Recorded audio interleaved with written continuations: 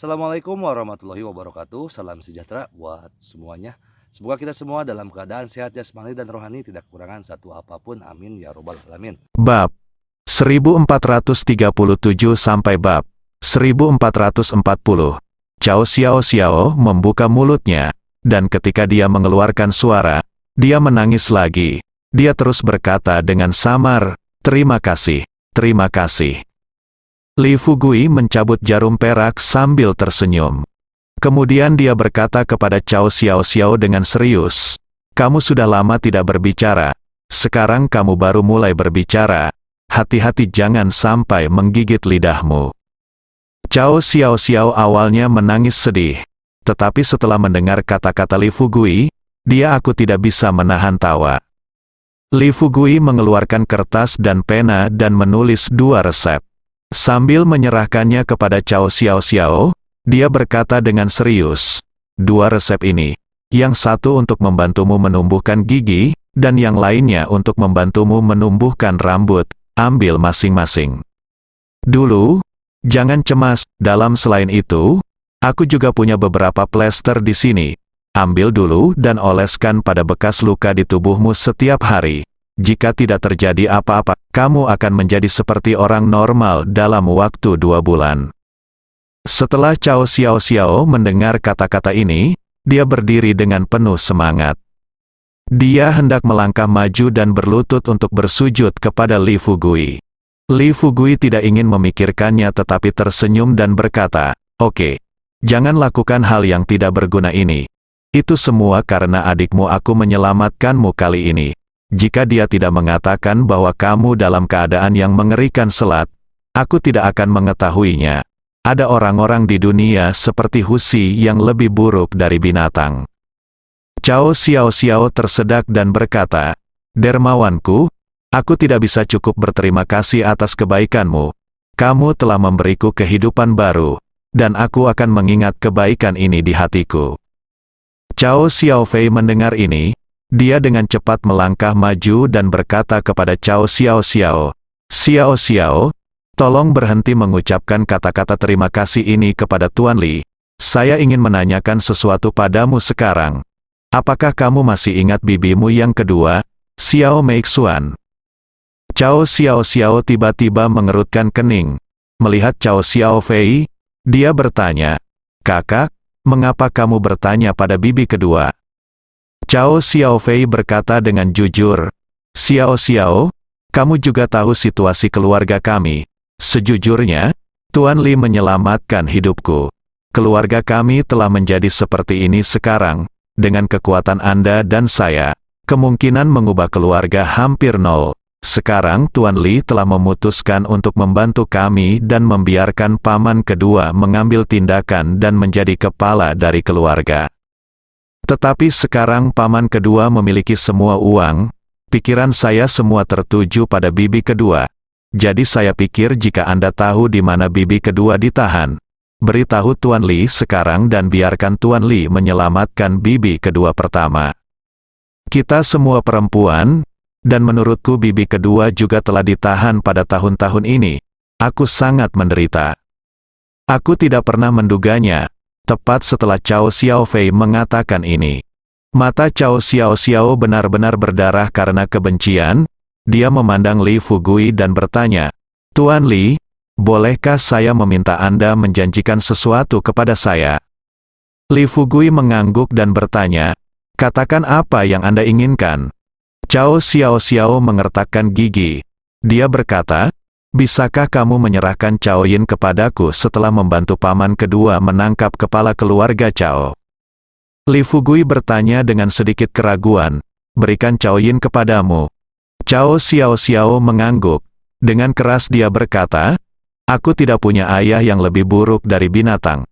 Bahkan jika aku mati dalam hidup ini, aku hanya punya satu keinginan, yaitu mencekiknya hidup-hidup dengan tanganku sendiri."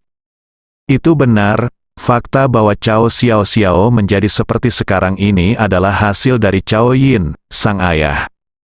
Karena posisinya sebagai kepala keluarga, agar keluarga Cao terus berdiri di antara keluarga kaya di ibu kota. Ketika Cao Yin tidak mampu menghidupi keluarga Cao, dia hanya bisa menggunakan kedua putrinya yang cantik sebagai imbalan atas semua kehormatannya di keluarga Cao. Mungkin di mata Cao Yin, perempuan, baik anak perempuan mereka sendiri maupun saudara kandung mereka sendiri, harus menjadi sasaran eksploitasi. Lebih tepatnya, di matanya, wanita hanyalah sebuah objek untuk menyenangkan orang lain. Kemarahan yang menumpuk di hati Cao Xiaoxiao selama bertahun-tahun meledak sepenuhnya pada saat ini. Li Fugui secara alami memahami pikiran Cao Xiaoxiao. Dia menghela nafas, dia berkata dengan sungguh-sungguh, "Baiklah, saya berjanji." Cao Xiaoxiao tidak melanjutkan mengucapkan terima kasih kali ini, tetapi berlutut dan bersujud kepada Li Fugui lagi. Setelah dibantu oleh Li Fugui, Cao Xiaoxiao berkata terus terang, "Saya dikurung di ruang rahasia bersama bibi kedua saya. Bibi kedua saya ada tepat di sebelah saya. Lokasi spesifik dari ruang rahasia itu berada di balik tembok di sebelah timur sisi kamar tidur Cao Yin di rumah kami." Setelah memasuki pintu, sepertinya hanya rak dengan porselen. Di rak lantai 3, ada botol porselen. Jika saatnya tiba, Anda dapat membalik botol untuk membuka pintu kamar gelap. Tetapi setelah memasuki kamar gelap, ada 4 budak rumah tangga di kamar gelap. Jika saya ingat dengan benar keempat orang ini, mereka semua sekarang berusia lebih dari 60 tahun. Dan mereka semua adalah master bawaan tahap akhir, Cao Xiaoxiao tidak ragu-ragu sama sekali dan menceritakan semua yang dia tahu. Setelah menemukan tempat persembunyian Xiao Meixuan, Li Fugui benar-benar lega. Dia tahu bahwa selama hari sudah gelap, dia bisa menyelamatkan Xiao Meixuan sendirian. Memikirkan hal ini, Li Fugui tersenyum pada Cao Xiaoxiao dan berkata, "Kakak, kalian berdua harus ngobrol di sini dulu. Selama beberapa waktu terakhir, kalian akan menunggu di sini. Setelah semuanya di luar beres, saya pasti akan membawa kalian semua keluar." Cao Xiao Fei berkata dengan wajah bersyukur, "Tuan Li, saya."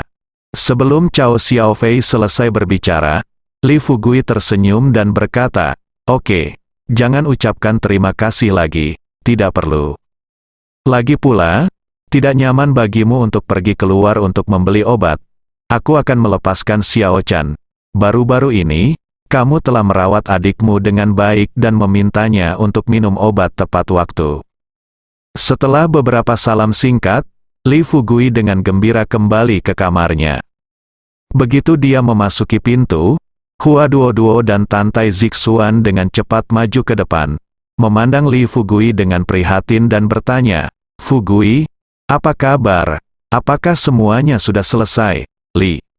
Fugui tersenyum dan berkata dengan percaya diri, "Tentu saja.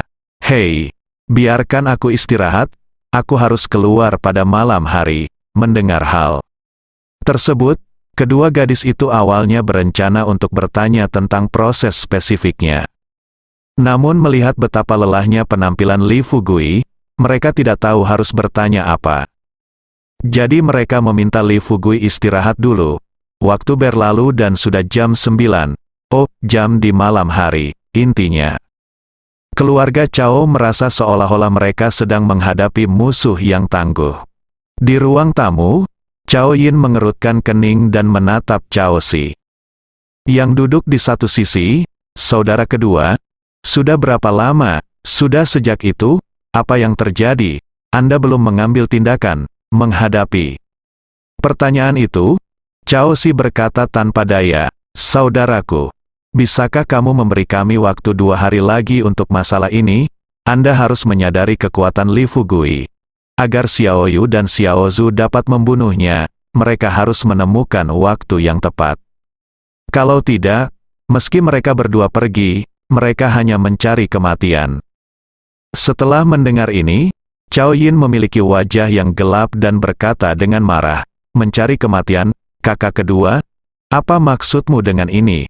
Apakah menurutmu aku memintamu melakukan ini sekarang karena aku ingin kamu mati?" Cao Si membuka mulutnya, berniat membantah. Namun pada akhirnya, tidak ada yang terucap. Cao Yin mengerutkan kening. Dia berkata dengan keras, kakak kedua. Saya sekarang telah kehilangan dua putri untuk keluarga Hu kami, Xiao Fei terbunuh. Dan sekarang kamu adalah makhluk paling kuat di keluarga. Bagaimana kamu bisa berdiri dan menonton? Cao Xiaoyu dan Cao Xiaozu dan Cao Xiaozu berdiri di satu sisi, saling memandang. Apa yang dikatakan pamannya, tampaknya hal ini memberi tekanan pada mereka. Sebenarnya, jelas sekali bahwa mereka akan mati. Awalnya mereka tidak tahu siapa Li Fugui, tapi sekarang, mereka sudah mengetahuinya. Apalagi beberapa di antaranya, bahkan jika ada 10 orang seperti mereka, mereka bukanlah lawan Li Fugui. Sambil berpikir seperti ini dalam pikiranku, Cao Xiaoyu hendak berbicara.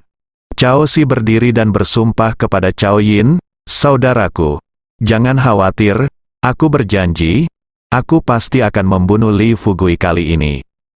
Cao Yin bertanya, kapan? Malam ini, lusa, atau 2 tahun atau bahkan 10 tahun dari sekarang? Cao Si sebenarnya telah menemukan jawabannya. Kali ini, sang kakak jelas ingin ayah dan anak mereka segera meninggal.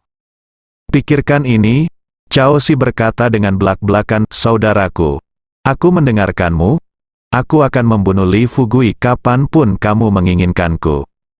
Menurut waktu yang ditentukan, jika kita masih tidak bisa membunuh Li Fugui, kita ayah dan anak, kita harus meninggalkan diri kita sendiri di depan nenek moyang keluarga Cao. Setelah Cao Si selesai berbicara, Cao Yin mengubah ekspresinya dan mendatangi Cao Si dengan segelas anggur.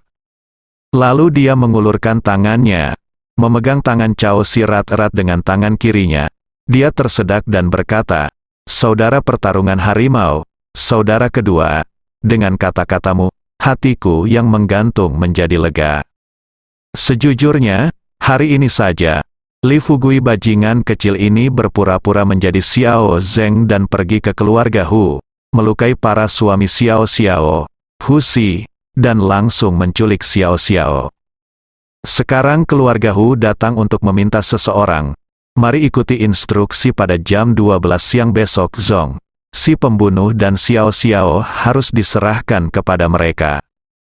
Jadi menurutku, jika memungkinkan, aku ingin merepotkanmu, saudara kedua, untuk menemukan kepala Li Fugui dan Xiao Xiao pada jam 8 besok pagi. Cao setelah mendengar apa yang Cao katain, aku agak terkejut. Dia mengangguk dan berkata, oke, setelah menyetujui masalah tersebut. Cao Yin menyerahkan anggur putih di tangannya kepada Cao Si. Dia tampak memiliki persaudaraan yang mendalam, dengan tatapan bersyukur di matanya, dan berkata terus terang, kakak kedua, sebagai kakak laki-laki tertua, aku berharap kamu segera sukses. Cao Si meraba-raba dan mengambil gelas anggur. Setelah menghabiskan segelas wine dalam sekali teguk, meskipun dia tidak dapat melihat, dia masih melirik orang lain di ruangan itu, dan kemudian berbisik kepada kakak laki-lakinya, saudaraku, ada beberapa kata lagi yang ingin kukatakan kepadamu. Aku ingin tahu apakah kamu dapat mendengarkanku. Cao Yin dengan cepat melambaikan tangannya pada yang lain.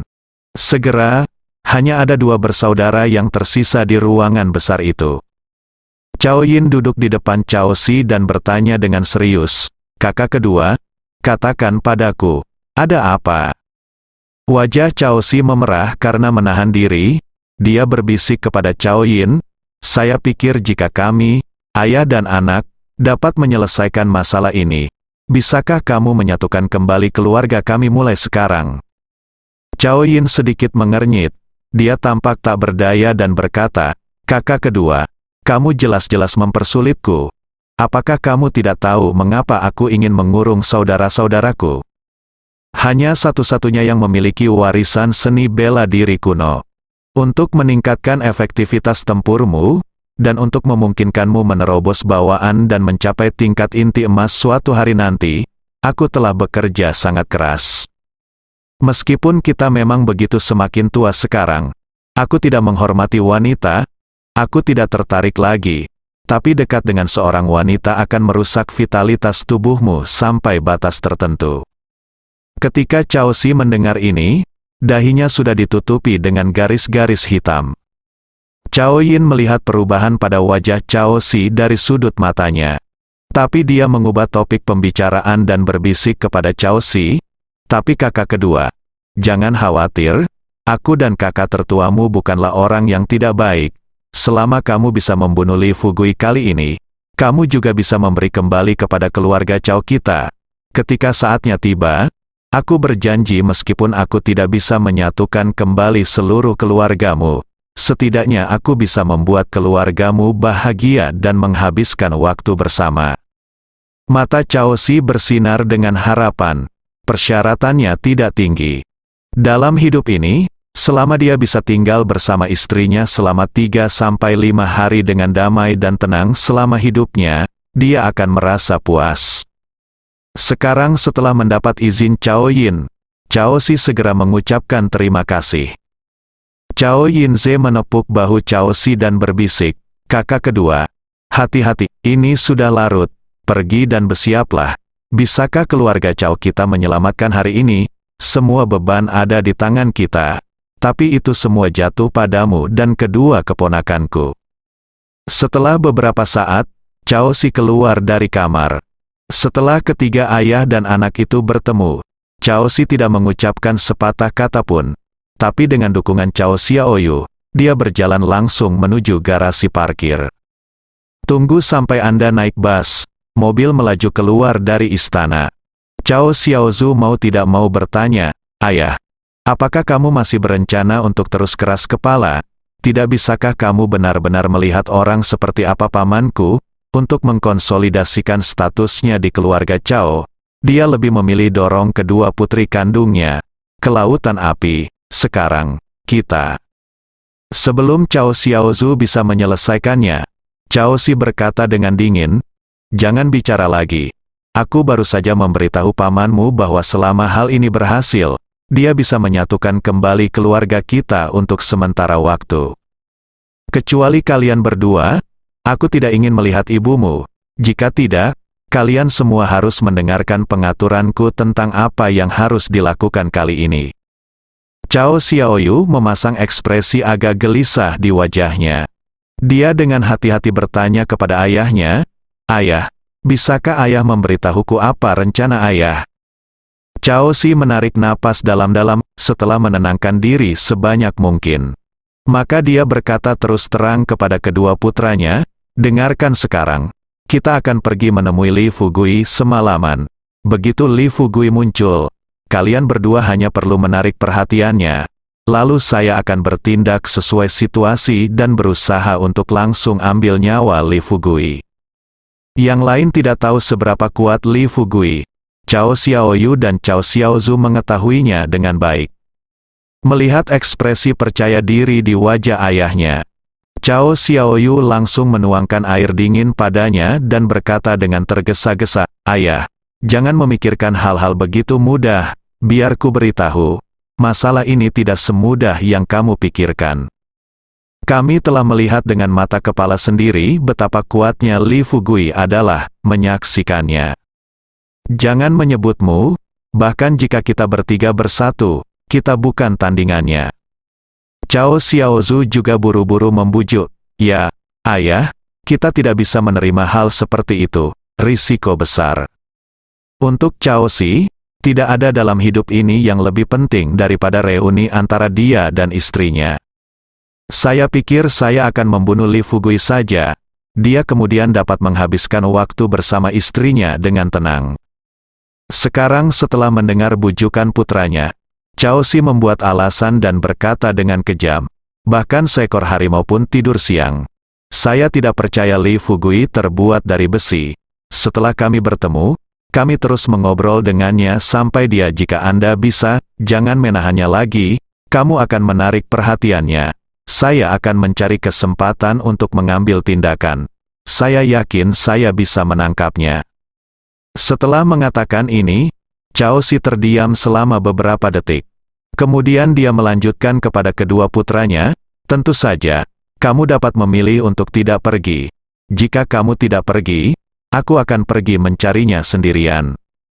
Jika saya dipukuli sampai mati, ingatlah untuk mengambil jenazah saya.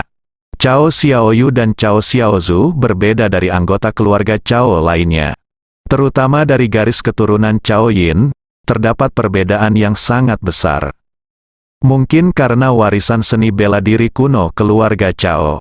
Kedua bersaudara ini selalu berbakti kepada ayah mereka. Sekarang saya melihat bahwa ayah saya telah memutuskan untuk mati. Meski kedua bersaudara itu tahu bahwa mereka akan mati, mereka hanya bisa menemaninya. Jam 9 malam, Cao Si dan yang lainnya datang ke rumah dan hotelnya. Sampai ke pintu kamar tempat Li Fugui berada. Cao Si berhenti, akan mengetuk pintu. Cao Xiaozu mau tidak mau bertanya lagi, "Ayah, apakah kamu yakin sudah memikirkan masalah ini?" Cao Si mengerutkan kening dan berkata-kata demi kata, "Jika kamu tidak ingin pergi, kamu bisa pergi sekarang." Setelah mendengar ini, kedua bersaudara itu hanya bisa gigit jari dan melangkah maju untuk mengetuk pintu. Qi Kuai Kui Xiao. Pintu terbuka, Hua Duo merasa sedikit terkejut saat melihat orang itu datang. 10 menit yang lalu, ketika Li Fugui pergi dari sini, dia menjelaskan kepadanya dan Tantai Zixuan bahwa seseorang dari keluarga Cao kemungkinan besar akan datang mencarinya malam ini. Jika keturunan Cao Yin datang mencarinya, jika saatnya tiba, biarkan saja mereka berdua menyuruhnya pergi. Jika seseorang dari garis keturunan Cao Si datang, kita harus melakukan segala kemungkinan untuk menahannya di hotel dan menunggu dia kembali. Saat itu, Hua Duo juga bercanda bahwa tidak akan ada orang yang datang dari keluarga Cao. Dan jika ada yang datang, dia akan bersedia menyetujui apapun demi Li Fugui. Tapi saya tidak menyangka sekarang sepertinya semua ini persis seperti yang dikatakan Chang Sun Feng. Semuanya berada di bawah kendali Li Fugui. "Tuan kedua Cao, mengapa kamu datang ke sini larut malam?" Cao Si tampak bingung, menoleh ke arah Hua Duo, dan bertanya, "Apakah kita pernah bertemu sebelumnya?" Hua Duo berkata sambil tersenyum, "Tuan kedua, Anda mungkin belum melihat saya, tetapi saya telah melihat Anda. Ayo, silakan duduk di dalam." Saat dia mengatakan itu, Hua Duo memberi jalan untuknya. Cao Si merasa sedikit terkejut dan masuk ke kamar ditemani oleh Cao Xiaoyu dan Cao Xiaozu. Tantai Zixuan, yang sedang duduk di sofa di ruang tamu, dengan cepat berdiri dan berkata sambil tersenyum kepada Chang Sun Feng di sebelahnya, "Ah Feng, cepat buatkan teh untuk para tamu." Chang Sun Feng dengan hormat menyetujui, "Oke nenek." Kata nenek membuat Tantai Zixuan terdiam, menatap Chang Sun Feng dengan rasa ingin tahu di wajahnya. Chang Sun Feng tampak tenang dan pergi membuat teh dan air. Adapun Hua Duo, dia mengundang Cao Si, Cao Xiaoyu dan yang lainnya untuk duduk di depan, meletakkan piring buah di atas meja di depan beberapa orang, dan berkata sambil tersenyum, "Sebelum kami pergi, Tuan Li mengatakan itu mungkin ada tamu terhormat yang datang malam ini. Tapi kita belum percaya apa yang dia katakan. Sekarang tampaknya Tuan Li kita benar-benar pintar." Setelah mendengar ini, Cao Si bahkan lebih terkejut lagi, sedikit mengernyit, dan mau tidak mau bertanya, "Apakah maksud Anda Tuan Li mengetahui hal ini sebelumnya? Apakah saya ingin datang?" Hua Duo tersenyum dan duduk di hadapan Cao Si. Tantai Zixuan juga maju dan duduk di sebelah Hua Duo. Keduanya saling memandang. Hua Duo berkata sambil tersenyum, "Presiden Kamili tidak mengatakan dengan jelas bahwa orang yang datang adalah Anda, tetapi dia mengatakan bahwa keluarga Cao pasti akan mengirim seseorang ke sini malam ini, dan biarkan kami menunggu di sini untuk menjamu Anda. Selain itu, kami Presiden Li juga berkata, selama kamu bersedia tinggal di sini dan menunggu dia kembali, dia pasti akan memberimu hadiah yang berlimpah." Cao Si merasa tidak nyaman. Cao Xiaoyu dan Cao Xiaozu telah mundur. Mereka memandang ayah mereka. "Saya harap ayah saya bisa bangun sekarang dan langsung membawa mereka keluar dari sini." Tapi tidak ada apa-apa, sang ayah sama sekali tidak bisa melihat ekspresi khawatir di wajah mereka. Kedua bersaudara itu tidak punya pilihan selain terus duduk di sini bersamanya. Setelah Cao Si menenangkan diri sebanyak mungkin, dia bertanya pada Hua Duo, "Ngomong-ngomong, siapa kamu?" Hua Duo tidak menyembunyikan apapun dan memperkenalkan dengan jujur, "Saya bawahan Tuan Li. Nama saya Hua Duo." Sedikit, tanpa menunggu Hua Duo memperkenalkan Tantai Zixuan. Tantai Zixuan berdiri sendiri, mengulurkan tangannya, tersenyum pada Cao Si dan berkata, "Halo, Tuan Cao, saya tunangan Tuan Li. Anda bisa memanggil saya Zixuan." Cao Si bingung, bahkan ketika dia dipukuli sampai mati, dia tidak pernah menyangka bahwa setelah tiba, situasinya akan menjadi seperti ini. Menjilati bibirnya yang kering, tapi dia ingin pergi. "Tapi saya pikir masalah malam ini ada hubungannya dengan apakah saya bisa bertemu istri saya." Jadi saya gigit jari, bertanya pada Hua Duo, "Gadis Hua, tahukah kamu kapan Tuan Li akan kembali?" Ketika gadis Hua mengucapkan 3 kata ini, Cao Si tidak menyadari bahwa dia telah mengatakan hal yang salah pada awalnya. Cao Si dengan cepat mengubah kata-katanya dan berkata, "Itu, bunga." "Iya." Setelah berbicara lagi, Cao Si tidak tahu harus memanggil apa Hua Duo. "Pengemis cantik, ini sepertinya lebih tidak pantas." Tampaknya tidak pantas untuk memanggilnya dengan nama depannya. Menyebutnya gadis pembawa bunga atau yang lainnya. Jika orang baik seperti dia memanggil gadis cantik seperti ini, bukankah dia akan menjadi gangster tua di mata orang lain? Hua Duo pandai mengamati kata dan warna. Setelah melihat ekspresi malu di wajah Cao Si, dia berkata sambil tersenyum, "Tuan kedua, tidak apa-apa, itu hanya sebuah gelar. Jika kamu malu memanggilku dengan namaku, kamu bisa memanggilku Duo atau Xiao Hua." Cao Si mengangguk dan berkata, Duo, apakah kamu tahu apa yang aku tanyakan padamu tadi?" Hua Duo berkata dengan sedikit tidak berdaya, "Aku benar-benar tidak tahu ini. Ketika bos kita Li pergi, dia hanya memberitahu kita bahwa dia akan segera kembali, tapi dia tidak mengatakan seberapa cepatnya."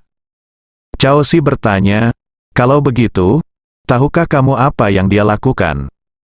Hua Duo menggelengkan kepalanya lagi, pura-pura tidak tahu, menghela nafas dan berkata, "Kami Li dia selalu keluar untuk melakukan sesuatu dan tidak pernah memberitahu kita." Setelah Hua Duo selesai berbicara, Cao Xiaoyu akhirnya tidak bisa menahannya dan berbisik kepada ayahnya, "Ayah, karena Tuan Li tidak ada di sini, ayo kita kembali dulu." Cao Si mengerutkan kening dan berkata, "Untuk apa kamu kembali? Kami akan berdamai bersamamu sekarang karena kami di sini. Kami sedang mencari Tuan Li hari ini.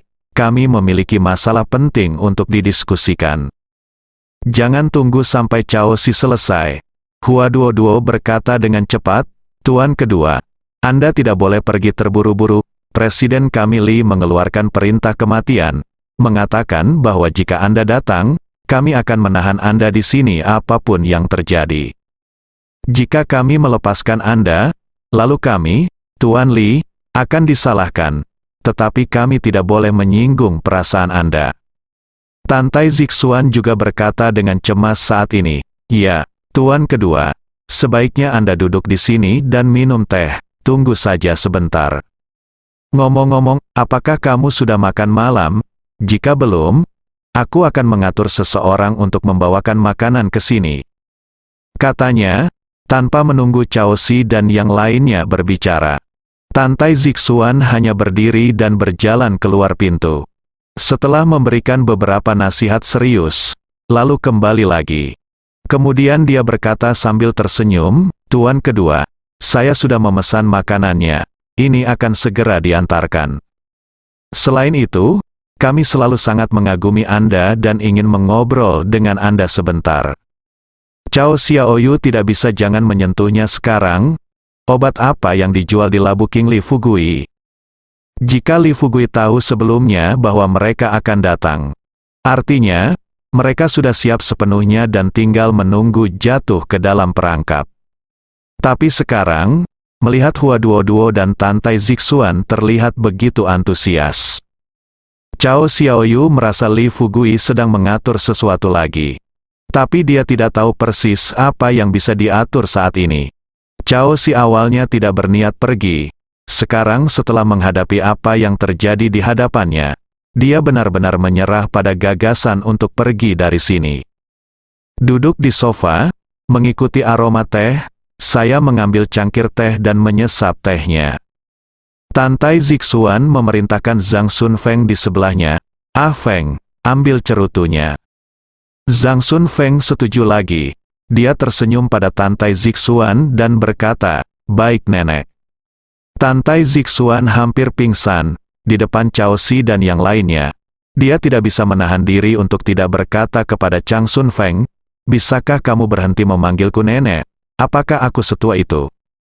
Chang Sun Feng berkata dengan senyuman alami, "Ini jelas tidak mungkin. Li Fugui adalah tuanku, dan kamu adalah tunangan tuanku. Bagaimana mungkin aku tidak memanggilmu nenek?" Tantai Zixuan berkata dengan marah, "Lalu kenapa kamu tidak memanggilnya nenek?"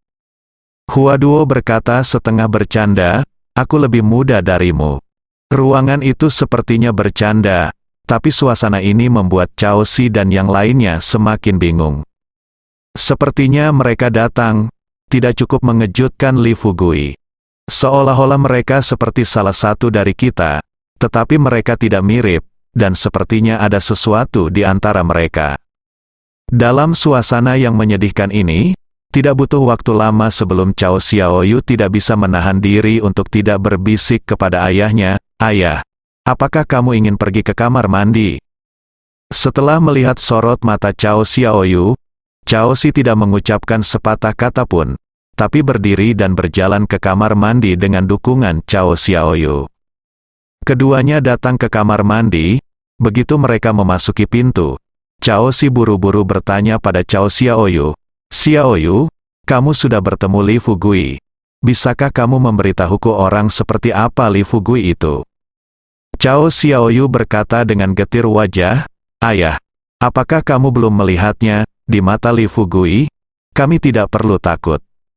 Selain itu, bukan berarti kamu tidak tahu siapa bos di balik Hotel Jiahe. Dan dengan itu Hua Duo, apa menurutmu dia hanya bawahan Li Fugui?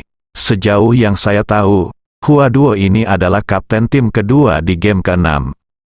Anda berkata, dalam hal ini, jika kita mengambil tindakan terhadap Li Fugui, bahkan jika kita berhasil, akankah kita masih hidup untuk bertemu ibuku?" Cao Si menjilat bibirnya yang kering. Setelah beberapa detik hening, dia merendahkan suaranya dan berkata, "Tetapi jika aku pergi, aku tidak akan berdamai." Cao Xiaoyu kemudian memikirkannya. Jadi dia menyarankan kepada Cao Si lagi, "Ayah, aku tahu apa yang kamu khawatirkan. Kamu hanya takut setelah kita bekerja sama dengan Li Fugui, pamanmu akan mengetahuinya dan dia akan membunuh ibuku dengan marah. Tapi menurutku, tidak bisakah kita menemukan cara untuk menyelesaikan semuanya?